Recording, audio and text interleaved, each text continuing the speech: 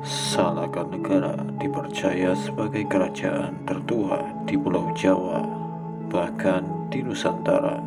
Dipercaya Salakanegara telah berdiri sejak tahun 130 Masehi. Namun sejarah Salakanegara masih dianggap sebagai semi-mitologi karena belum ditemukannya bukti fisik tentang keberadaan kerajaan tersebut seperti arca, prasasti, candi, ataupun sisa-sisa dari kerajaan Salakanegara. Satu-satunya sumber yang mencatat sejarah Salakanegara adalah naskah Wangsakerta.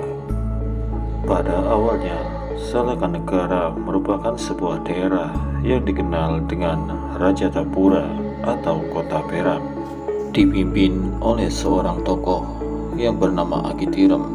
Digambarkan pada saat itu, Salakanegara merupakan daerah yang makmur dan subur.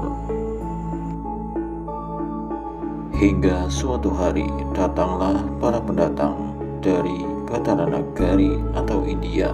Mereka datang dengan beberapa puluh kapal. Mereka dipimpin oleh Sang Dewa Warman dari Wangsa Pallava. Kedatangan mereka disambut baik oleh penduduk setempat, hingga lambat laun Sang Dewa Warman kemudian menikah dengan putri dari Agitirem. Ia pun kemudian dianugerahkan memerintah di wilayah tersebut. Pada tahun 52 Saka atau 130 Masehi, Salakanegara resmi berdiri dengan raja yang memimpin bergelar Dewa Warman. Dan inilah beberapa raja yang pernah memimpin di Salakanegara menurut naskah Wangsakerta.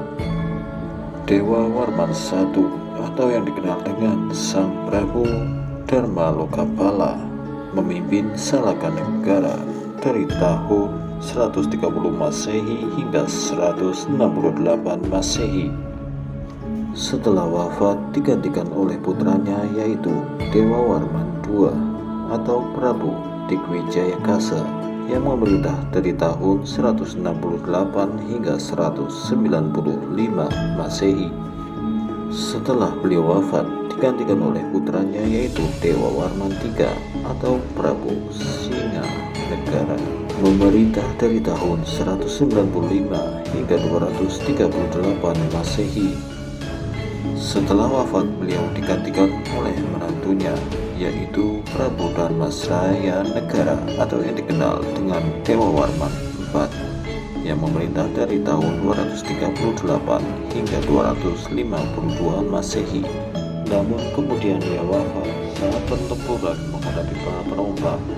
Kemudian pemerintahan diambil oleh sang istri, yaitu Sang Rani Mahisasura Mardini, yang memerintah hingga tahun 289 Masehi.